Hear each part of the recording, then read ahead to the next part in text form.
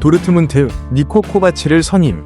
텐하흐 대신 그를 선택한 이유는 최근 부진한 경기력을 보인 보루시아 도르트문트가 결국 감독 교체를 단행했다. 새롭게 지휘봉을 잡은 인물은 바로 니코 코바치.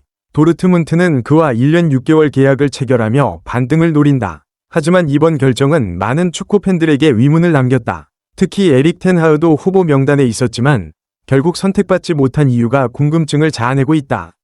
코바치는 독일 축구에 익숙한 인물이다. 그는 과거 바이에른 뮌헨과 볼프스부르크를 이끌며 분데스리가에서 성공적인 경력을 쌓았다. 독일어에 능통하며 분데스리가의 환경과 강팀의 압박을 잘 알고 있다는 점이 도르트문트가 그를 선택한 주요 이유로 보인다.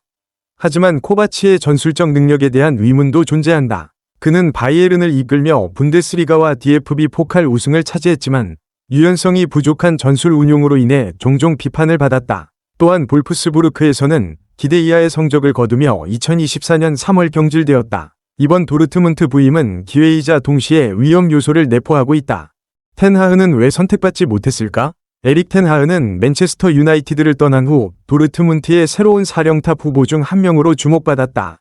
그는 아약스에서 공격적인 전술과 조직적인 플레이를 구축하며 성공을 거둔 감독으로 도르트문트의 철학과도 잘 맞아떨어지는 인물이었다.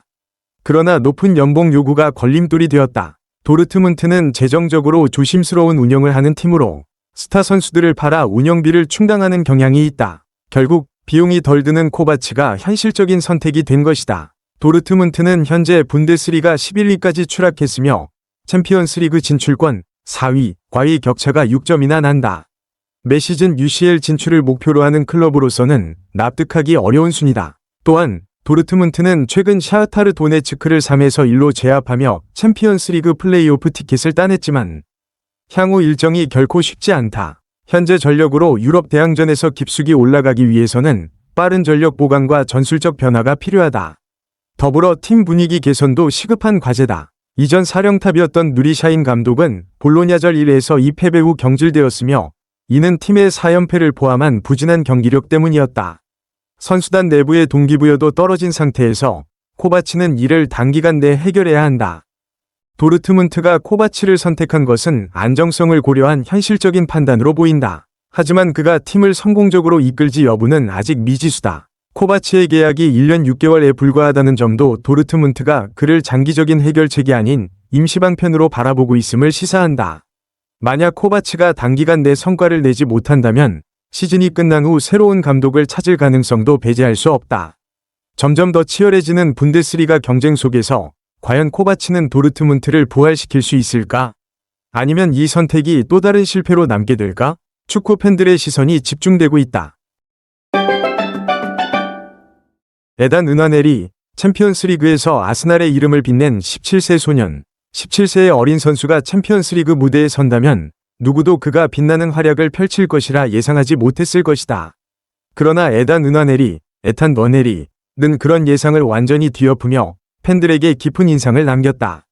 스페인에서 열린 아스날과 지로나의 경기에서 그는 첫 챔피언스리그 출전 기회를 얻었을 뿐만 아니라 놀라운 경기력을 선보이며 자신의 존재감을 각인시켰다. 경기에 나서자마자 은하네리는 자신감 넘치는 플레이와 나이를 초월한 성숙함을 보여주었다. 미켈 아르테타, 마이클 아테타 감독은 부카요 사카 위 부상으로 인해 로테이션을 고려하면서 그에게 선발 출전 기회를 부여했다. 그리고 은하네리는 그 신뢰에 완벽히 부응하며 자신의 가치를 증명했다. 인상적인 경기력, 자신감과 함께한 압도적인 활약. 경기 초반부터 은하네리는 우측 윙에서 활발한 움직임을 보여주며 아스날 팬들의 기대를 한껏 높였다. 그는 빠른 돌파뿐만 아니라 정교한 드리블과 세밀한 볼 컨트롤을 통해 상대 수비를 무너뜨렸다. 무엇보다도 그의 경기 운영 능력이 돋보였다. 단순한 개인기가 아닌 경험 많은 선수처럼 차분하게 경기를 풀어나갔으며 순간적인 판단력과 결단력이 매우 뛰어났다. 그의 경기 기록은 더욱 놀랍다. 87분 동안 100% 드리블 성공률, 88% 패스 성공률, 9번이 볼 탈취, 5번이 태클 성공. 그리고 이 모든 것을 가능하게 한 것은 단순한 재능이 아니라 그의 성실한 훈련과 강한 정신력 덕분이었다.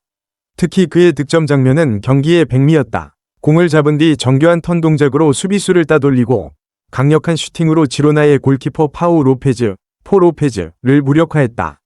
이 골은 단순한 한순간이 아니라 은하네리가 아스날의 새로운 희망으로 떠오르고 있음을 증명하는 장면이었다. 은하네리의 성장은 결코 우연이 아니다. 아스날의 유소년 아카데미인 헤일랜드에서 성장한 그는 일찍부터 주목받던 유망주였다. 하지만 단순한 기대주를 넘어 이제는 실제 경기에서도 두각을 나타내며 자신의 가치를 입증하고 있다. 그의 플레이 스타일은 부카요 사카와도 유사한 점이 많다. 같은 유소년 시스템에서 성장한 두 선수 모두 경기의 흐름을 바꿀 수 있는 능력을 가지고 있으며 결정적인 순간에 팀을 구해내는 역할을 할 수 있다. 이는 아르테타 감독이 그를 믿고 중용할 중요한 이유 중 하나다. 이번 경기에서 은하네리는 챔피언스리그에서 득점한 잉글랜드 선수 중 두 번째로 어린 기록을 세웠으며 이는 그의 밝은 미래를 예고하는 신호탄이 되었다. 이런 활약이 지속된다면 그는 분명히 세계적인 스타로 성장할 가능성이 크다. 경기 후 아르테타 감독은 은하네리에 대해 극찬을 아끼지 않았다. 에단의 플레이는 정말 인상적이었습니다. 챔피언스리그에서 선발로 데뷔하고 결정적인 순간에 그런 훌륭한 골을 넣다니 그의 경기 운영 능력과 공을 다루는 침착함은 놀라울 정도입니다. 이러한 찬사는 단순한 격려가 아니라 은하네리가 아스날에서 중요한 역할을 맡을 수 있다는 확신의 표현이다. 아스날은 현재 창의성과 젊은 에너지를 필요로 하는 시점이다. 그리고 은하네리는 그 해답이 될 수 있다.